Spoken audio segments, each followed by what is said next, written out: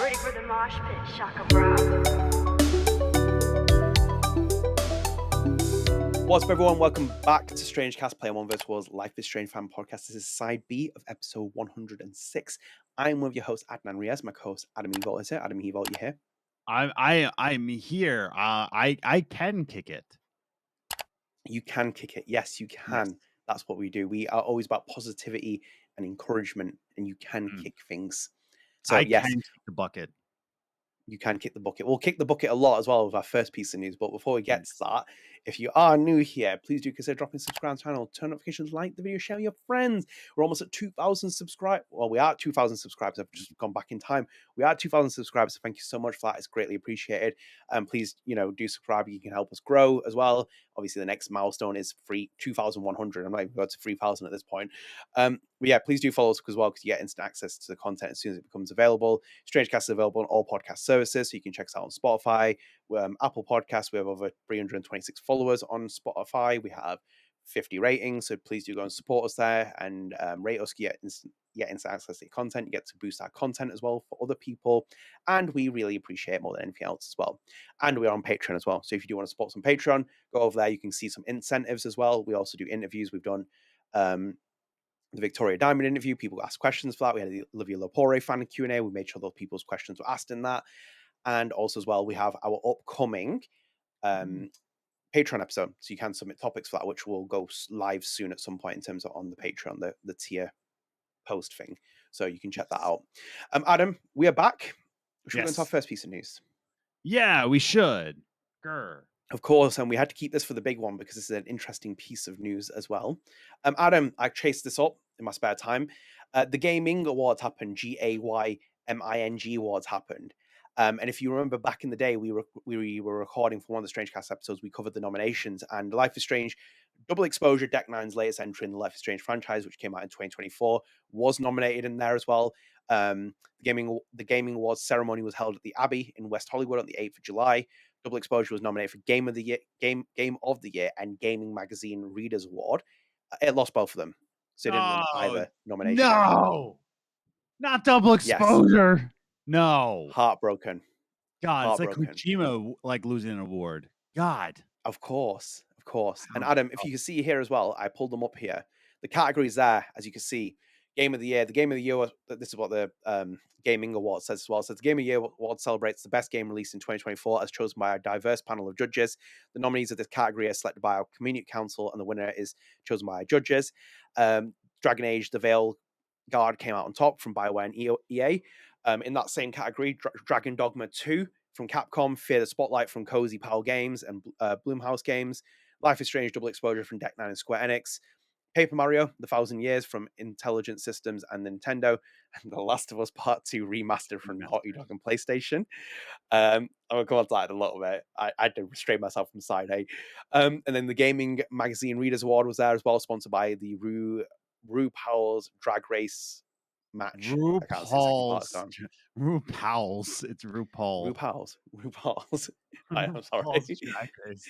I'm British. Leave me alone. And also me as well. This award celebrates the gaming magazine's readers' favorite game of 2024. The nominees of this category are provided by the public, shortlisted by the Community Council, and the winner is determined by a public vote. As you can see here as well, the nominees were Caravan Sandswitch, which was from Studio Plain Toast and Dear Villagers, Dragon Age, The Veilguard, BioWare and EA, Dragon Dogma 2, Capcom, Final Fantasy Rebirth, Square Enix, Life is Strange Double Exposure, Deck 9 and Square Enix, and The Last of Us Part 2 Remastered by Naughty Dog and PlayStation, which was won by The Last of Us Part 2 Remastered. And the last part, Adam, as well, I just did some tracking down as well. Here's what Double Exposure has won and what it has lost since it's been out. There might be one or two things missing, but I tried to track it down as much as I could. It won at the GDC Awards. That was also when the controversy happened, when no one collected the award, and also the former developers collected the award, and then they got the award given back to the studio. That feels like a lifetime ago. The Burma Music in Motion Awards, which we covered on the podcast, Tessa Rose Jackson won there. The Webby Awards, which happened as well, and they won there. The GA Con F Awards 2025, it had 2 nominations, and it won one of those. And then also as well, it has some losses here. The Gaming Awards, it lost both of them. It lost at the Game Awards, 2 nominations, both lost. That was including Hannah Tell's nomination for Best Performer. BAFTA Game Awards, it made the long list, but it didn't make the short list. It was nominated for 2 things in there for the long list. The Guild of Music Supervisors Award, which was 1 nomination for Tessero's Action. They didn't win that one. I think it was back in February, off the top of my head. The New York Game Awards, 3 losses. They didn't win anything in that. I think Hannah Tell was again nominated for Best Performer in that. And the GA Con F Awards, it was loss of that as well. There's 2 nominations. It won one of them, as you can see there. So that is our news. So Adam, the Gaming Awards, Life is Strange Double Exposure has had another setback in the awards. How do you feel? Damn it. Damn it. That's all I have to say. God. Is there even a God now? I can't tell. No. God. The God is Safi's Tornado. That's what it was. And it was taken apart in Double Exposure. Well, I'm sorry. I'm sorry for Double Exposure that you didn't win. You didn't win against Dragon Age: The Veilguard, which I've heard is very good. I haven't played it yet. And you did not win for Last of Us 2 Remastered. Okay. I'm so sorry. How can we get and then can you tell me how I can live further every day knowing that they didn't win? Yes, you can. You need to go onto the Square Enix store and pre-order. You need to click PS5 and then you need to click the standard edition. I need to get my please go to side A if you don't know that. But I need to go get my PS5 standard edition Square needs my money because they didn't win any awards. God, who would have seen this coming? I sure didn't. Yes. Yeah. I did not see them not winning the Gaming Awards at all. And yes, I think it'd be funny if you bought the game and put it on sale afterwards. That'd be like that'd be like top tier trolling. Yeah. I'm not surprised it didn't win. I think more people are surprised it got nominations. I think people are still surprised it got nominations and many things. I was surprised that it lost in the Gaming Readers Award one, mainly specifically in terms of losing to The Last of Us Part 2 Remastered, which has zero business being in any major award. It's 2025. It ain't 2024 it came out in 2020, didn't it? Like, are we actually being serious here? 4 years later. Like, there's music that I've made, like, especially I would love to remaster The Essence of Life, but just like not enough time has passed for me to like remaster The Essence of Life. You know, like 10 years? Sure, maybe, but that's like a music piece. But we're talking about taking time and resources to remaster a game from 4 years ago. Like, whatever. At least it won an award. It was all worth it for that team.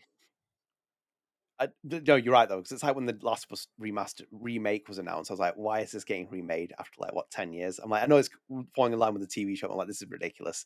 I said this many times. The downfall of Naughty Dog will be studied in history, and I'll be right about this. That studio is not the same as it is. People keep jazzing up at all they want. It's not a very good studio anymore. The magic has gone with Amy Hennig and Bruce Straley going, and that studio is not the same. The Druck era with Intergalactic and all this other BS that's happening, it's not interesting. Naughty Dog is regressing massively as a studio, in my opinion. I don't care about the critics. I don't care about the pundits and what they're saying as well. The gaming industry glazes Naughty Dog so much. It's so infuriating. And this is an example of it. I mean, yeah, you've limited yourself because obviously it is the Gaming Awards and they're going for games that are LGBT background based on that part.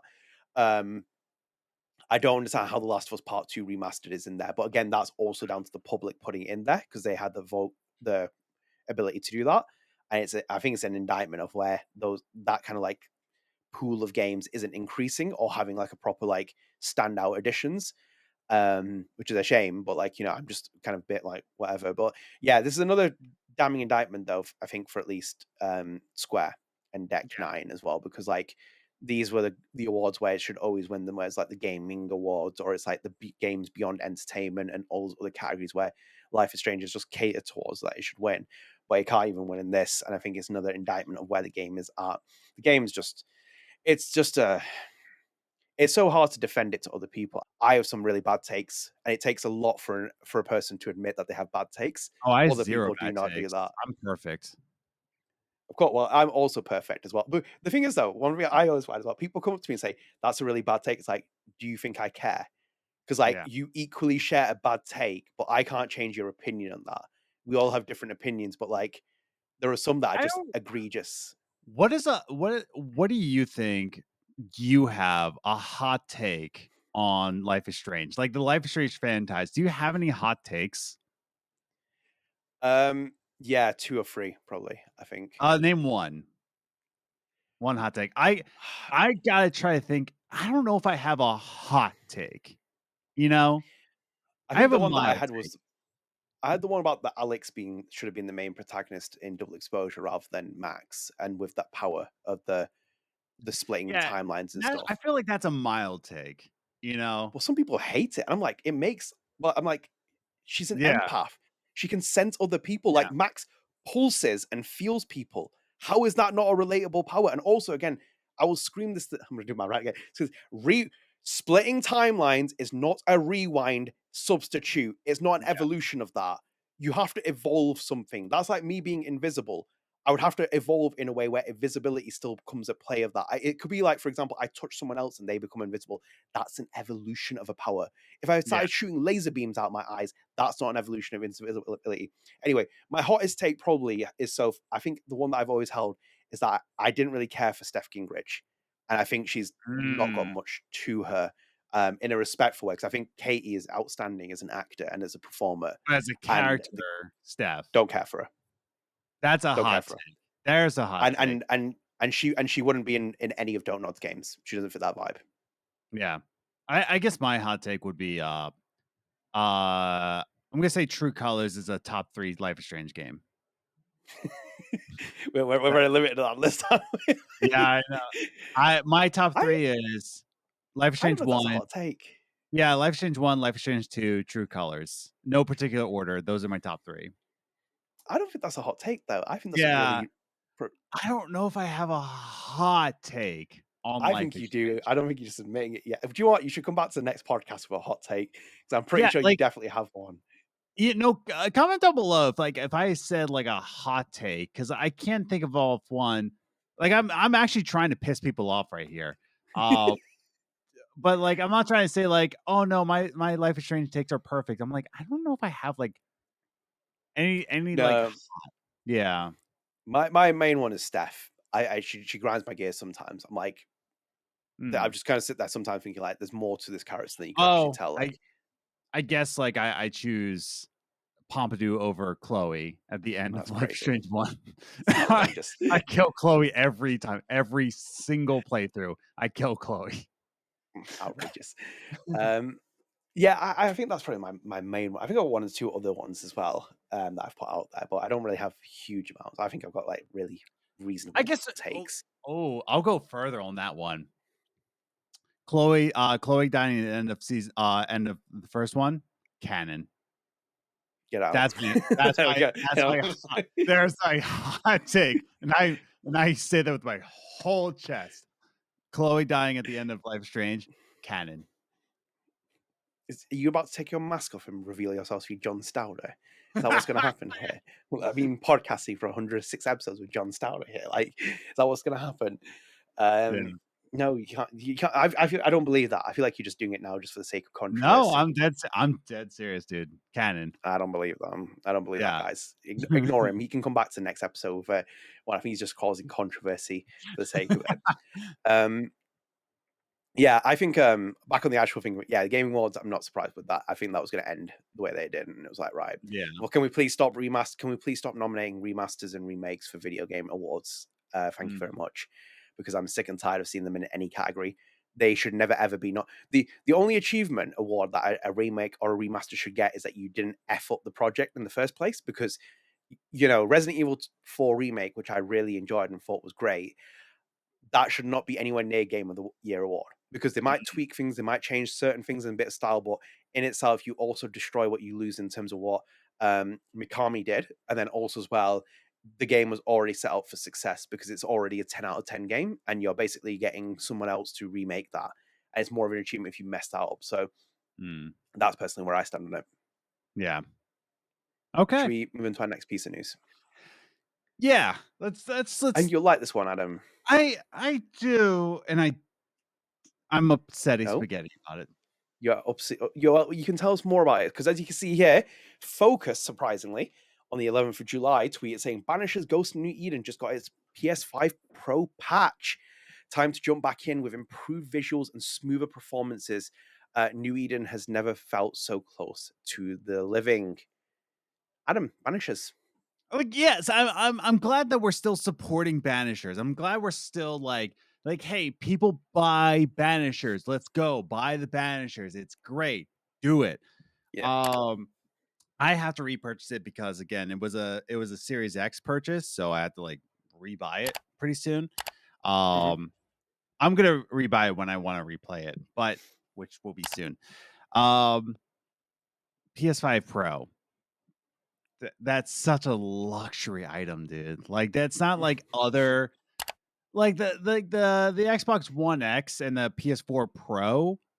I don't feel like those were like as luxury. Like they were definitely like your niche audience, but like the PS5 Pro's price point goes into niche and luxury. It's $700, dude. How much was the PS4 Pro when it came out? Wasn't that like 550, 550, 6? Yeah, not as high as this. This was outrageous, the price point. Like I think we all were like, what is this? Is this Sony's E3 press conference but on steroids again for the PS3? It was like that level of price range. There's nowhere near as like that high. I'm trying and it's also not worth it. PS5 Pro is not worth that price. No way, dude. Oh wait, no, that's for PS4. Like the launch price for PS4. Yeah, so PS4, it looks like I can't see it right now. I'm not okay. So PS4 Pro launch price. There's no way. PS4 Pro was only $400 at launch. Yeah. Yeah, but it came out in 2016 though. It's 3 years later and they were just updating certain things with it. PS5 has obviously cost a lot more money to make. Yeah. And that's why it's always been like the console hasn't come down in price, Adam, really. Like has the PS5 really come down in price? No, in the last it's couple of years? price. It's raising price. Like that's a weird thing. But no, like the PS4 Pro coming out at $400, that was like it was luxury, but like you could find the money for that. Like I'm not trying to sound like Randy Pitchford right here. It's like, oh, you could find the money. I'm trying to say like that was achievable. A $700 console in 2025 when everything like the inflation is skyrocketing. Yeah. It sucks because like, yeah, I would love to experience this. And PS5 Pro, like I would love to see that sort of like look to it because I love Banishers and it was pretty already. But the PS5 Pro is just I don't think I can justify a $700. I feel like it's $750 now. Hold on. Well, the terrorists that did that. Yeah, like for real. Okay, let me look up. So at Target, Walmart, Best Buy, they're all $700. So Jesus Christ. That's so great. I'm not buying a console for $700 when the next one's like further down the line. It's like not a chance. I'm fine with my PS5. Thank you very much. And even when I say I'm fine, I'm not that fine with it because some of the games are just awful on there. Like, by the way, this is a digital only console. So PS5 Pro console is the greatest. Ray tracing, PS5 Pro. Yeah, PS5 Pro is an all digital, no disc drive. Ooh. So you're paying $700, right? Yep. You're paying $700 and it is no disc drive. That's wild to me. Yeah, but Adam, you're in the state of capitalism. It's like when you buy a new iPhone, you don't even get the plug socket anymore. Yeah. It's like you don't get that, or you buy like a new console. I think like some of the new Nintendo consoles, you don't buy them, you don't get like the adapter thing anymore. It's like fantastic. Yeah, no, it's wild to me. Yeah, sucks, but you know that's the state we're in. It is. It's very summing up things. It's just a shame that Banishers ended the way that you do. If you go in the comments, people are just saying like it's amazing and I wish more people play this and stuff like that. It's just again indicative of Banishers, but it's got this PS5 Pro patch. I imagine they're probably just doing it as well in preparation for like a sale down the line as well. Because I think the Don't Nod just did a publisher sale on Steam as well, so it wouldn't surprise me if this game ends up on sale very soon again. on PlayStation for people. So if you do have a PS5 Pro, you can play this as well. And on top of that as well, if you buy a PS5 Pro, you need like a 4K TV, like a massively outrageously good quality TV. So it's like it's already more the price of what you're paying for the Yeah, console. you need like an OLED with Dolby Vision. I think it's the Dolby version of that.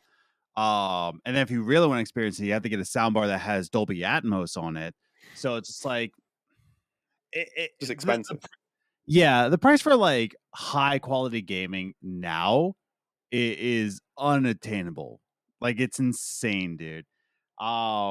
Whereas like high quality gaming back when the Xbox 360 came out, you just needed an HD TV and your 360. Like, and that's the thing. We're talking about like component cables. We're not talking about HDMI anymore. We're talking about I remember the jump. Dude, I remember that. Like, hey, dude, this is the 360 with component cables. Like, how much of a difference? And I saw the difference between AV and component. Oh my god! And the big one for me as well, the jump was when you got the 360 wireless adapter you could stick into the back of the console. Yeah, dude. Oh my god, I picked that up at a flea market when it was first coming out. Yeah, and they sold it to me for $10. They didn't know what it was. So I was like, yeah, dude. Do you know what? Actually, I still own mine. Yeah, I still have mine probably in that closet over there. Yeah. So I still have one, man. It's just crazy. Yeah, the upgrade was like very minimal, like in terms of the evolution. That you're adding like little incentives, but now it's like egregious. Like any upgrade is just so stupid. It's like it costs an absolute fortune. And it's a shame that the PS5 Pro patch. Like how many people have really got a 4K TV with like a PS5 Pro and then all sitting there wanting to play Banishers? It's like, yeah, you know, like, that's the thing. The console itself is $700, dude. Outrageous. And then, like you said, then you need a nice 4K TV, which is like, at the minimum, like a $1,000 right there. At the minimum, dude. Yeah, it's wild to me. It's wild. It is wild. Should we go into our next piece of news? Yeah, let's do it. Things that are more affordable and very cute as well.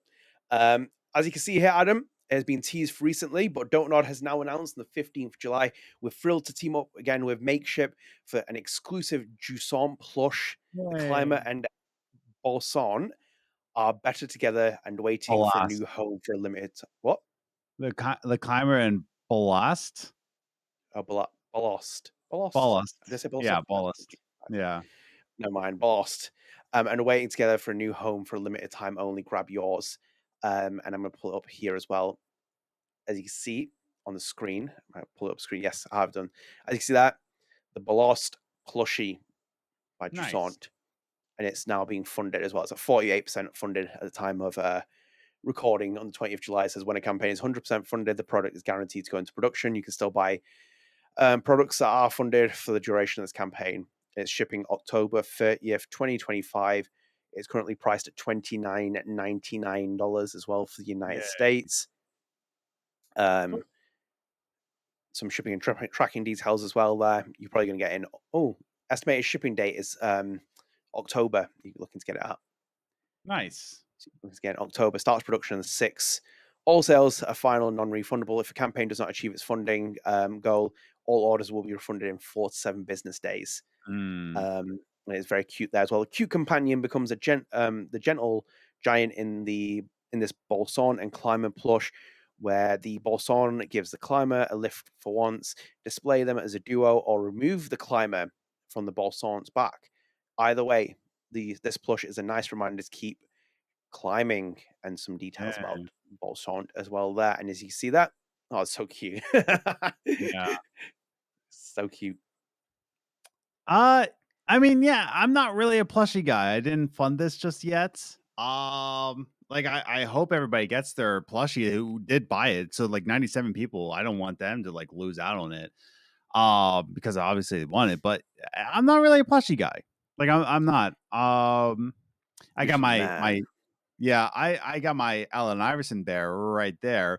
But of course Yarny right here. But that's not really a plushie. But I don't know. Like I'm just not a plushie boy, I guess.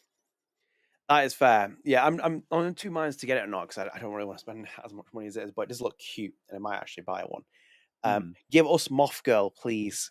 We need Moth Girl. There is the money spinner. Don't Nod. I will take 5% agent fees once you sell that as well, because like I'm selling you a big picture. To be honest, it does give me hope that they will do stuff like that for Lost Records and other things as well, where I think like you can get some more those kind of things. I'm not a plush person, but it does look pretty cool. And if you are someone who like Jusant and you like Boson and the Climber, I think like it's a good option there. It does look good material as well, so as you will. I hope it does get funded. I hope it does get people this figure. And that's that. Yeah, nice. So if you're interested, go fund it. What would be your dream option plush from Don't Nod with Makeship? They had to make one.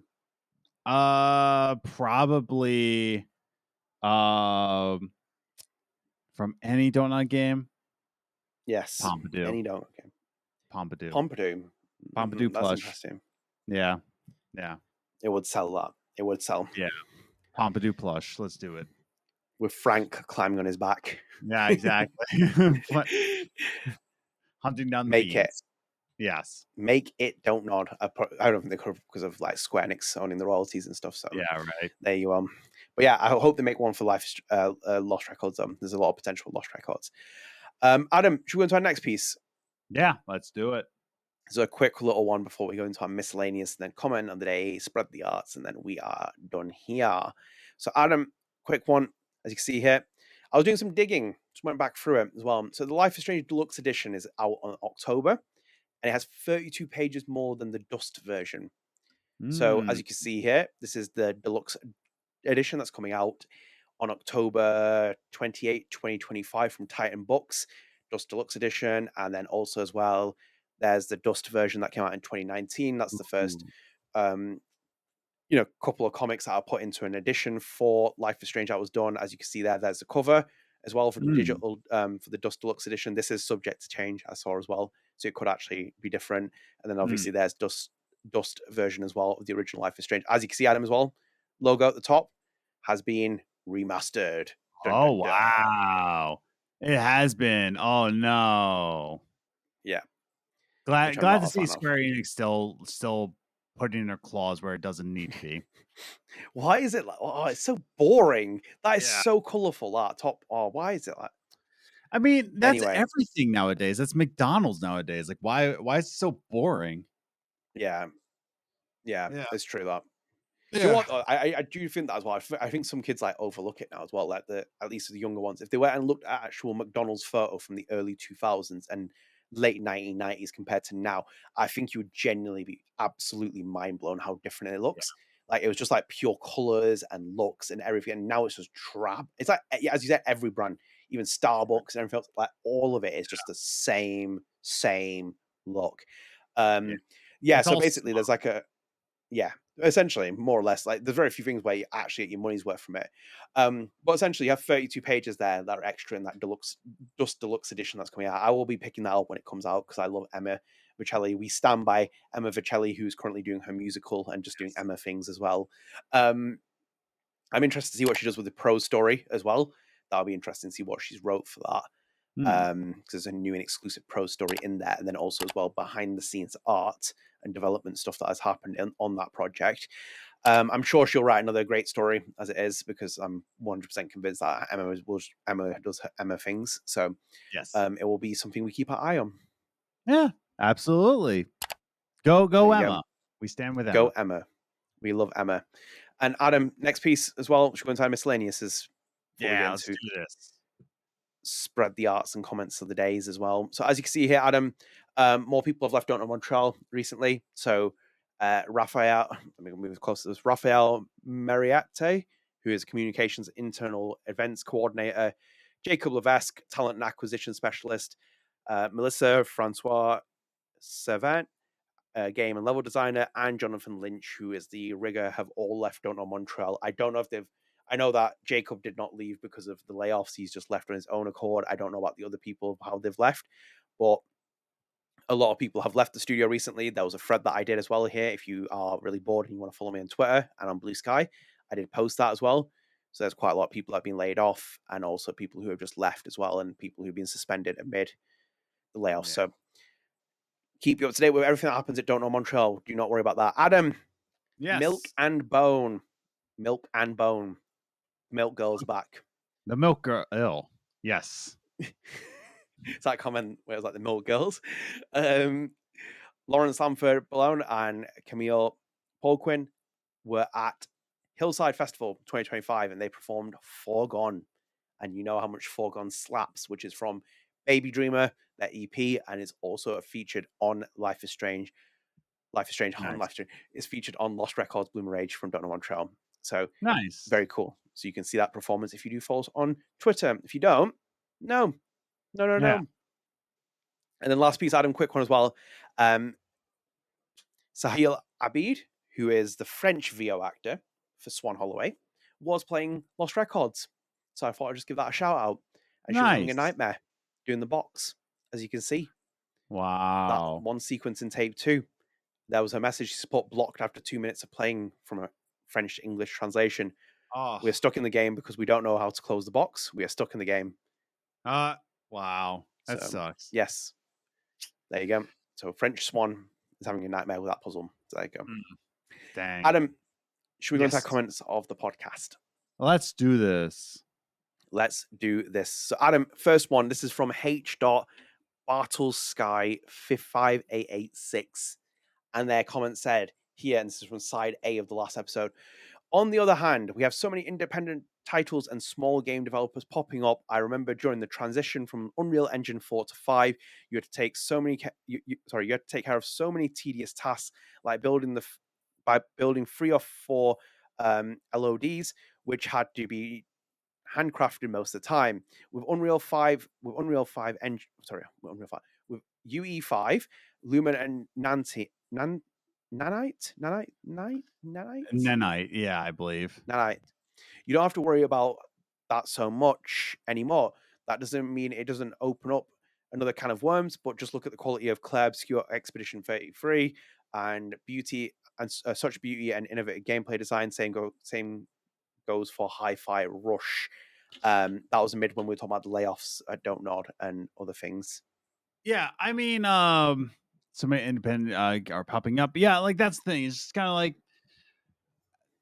I do agree with that. You know, technology for, you good there? Yeah.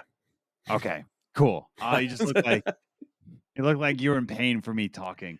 Not yet. Yeah, like, like that's the thing. Like technology for being creative is a lot easier access.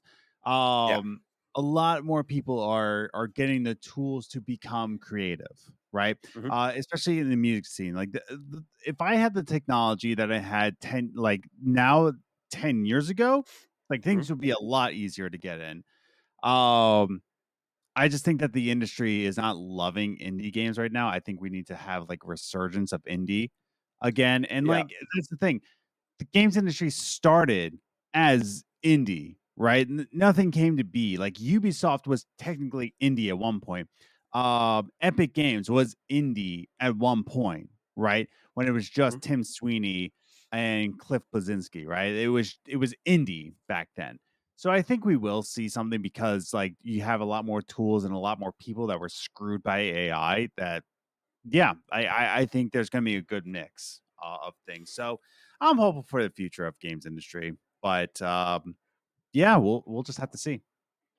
Yeah, you're more optimistic than me. I'll support your view on that because I could go down a rabbit hole.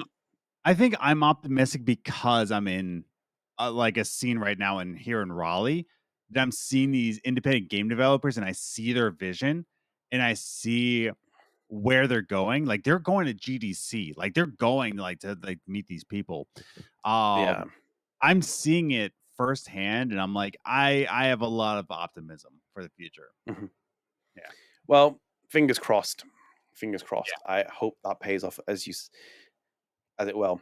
And Adam, our last comment as well from side B, this was from Graveyard Key. And they put, I love both of you guys so much. Sorry, I'm in a good mood today for once, but I always watch you guys and it really does make my day. And the mental health discussion is insanely relatable to me. Sorry, insanely relatable for me. So you guys take a breath out of my day. Love you guys and excited for Adam's project he's been teasing. Oh, thank you so much for that. That's a really nice comment.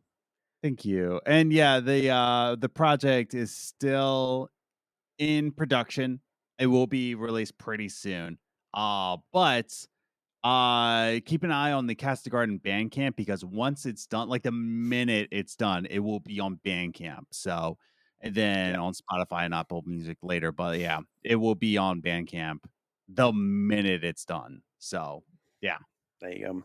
You support on Bandcamp. We love Bandcamp for that reason. No, thank you for that, and I hope you're doing well as well. It's nice to put a comment to the face username.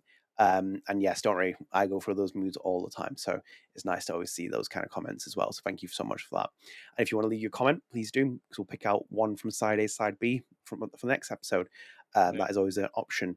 So yes, Adam, spread the arts. Spread the arts. What you got spreading? Man, it's been a tough week for me. So, God, I'm trying to think of something that I've seen that I'm just like, oh, I mean, like I've been listening to my Lost Records vinyl, so that's been cool. Yeah, for my PlayStation 5, I played the Astro's Playroom, like the one that came with the PlayStation 5. That was really cool. Really special, really like puts you into like the history of PlayStation and like everything that was a part of it. So it was a cute little one. So I'm looking forward to playing Astro's Astrobot, like the full-on game. But yeah, Astro's Playroom. I played that through. It's I'm happy to report. Very good. It's a very good nice game. Yeah, it's very good. That's cool.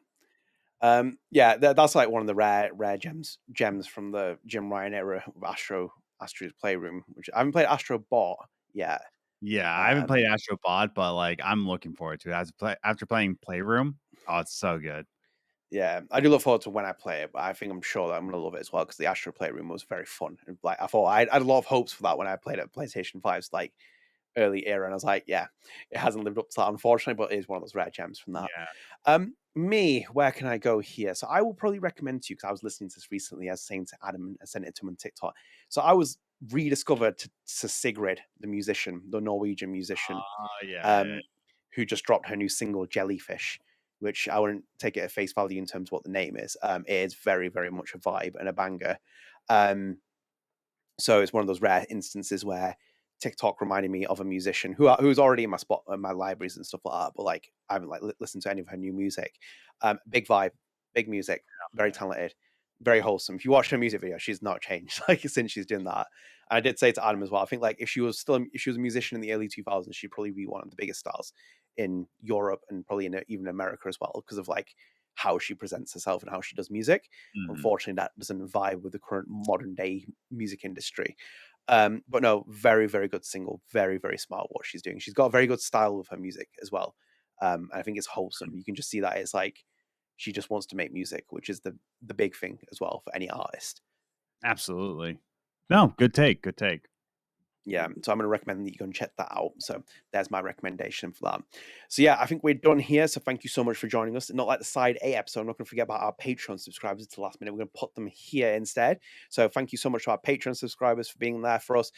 We have Kevin Lackner, Sundy, Clare McLoughlin, YellowFlash, Jake Churchill, Carly, GordbabyMedia, Kevin Kestis, and Clarx all subscribe to the Patreon. So thank you so much for signing up for that. It's greatly appreciated.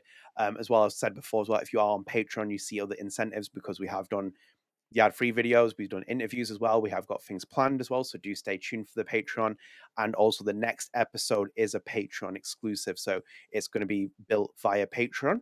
So we'll be putting a post out there saying it's a Lost Records X StrangeCast crossover.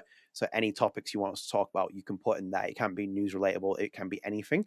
Even if it's news, we're not covering it unless other people say it'll have to roll over. So feel free to leave any topics and ideas, suggestions. We're just going to roll it into one podcast. But you can support us on Patreon, so that's that. Adam, we're done here. Episode 106 is done. Side B is done. If you have any comments, leave them in the comments as well. We'll pick out the best ones from Side A and Side B, and we'll put them in the next episode. It can be controversial. It cannot be controversial. I've already warned you as well. Sean Red is going to be on Rage Records next time with one of the most controversial, sacrilegious comments that he's put out there. I've already seen it, Sean. Don't worry about that. Well, it involves Mr. Galvatron, and I'm like, okay. like you're crossing lines here. Like Dr. Noise got chewed up and spat out in one of the episodes. I think it's Sean Red's time now, so that's going to happen. But yeah, please leave your comments and we'll pick out the best one, use it on the podcast episode. But anyway, we're done here.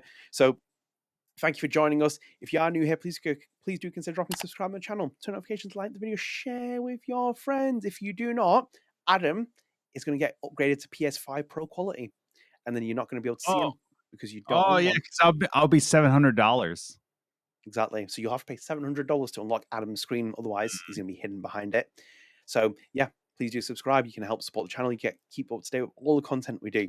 And StrangeCast is available on all podcast services as well. So you can check us out on Spotify with the video version, Apple Podcasts. Go and rate us over there. Go and check out the episodes as soon as they become available. And yeah, that's that. So Adam, we are done here. Stay tuned. This episode's coming out in the coming week. Victoria Diamond's interview should hopefully drop in the same week. Depends what happens. And then obviously stay tuned for the Patreon Bill StrangeCast X-Lock Stretch Goals Journal episode, which will be coming in the early period of, late July. I imagine it's going to drop as well. So stay tuned for that. Until next time, guys. See you later. Bye. Oh my God. Bye. Oh, you're done.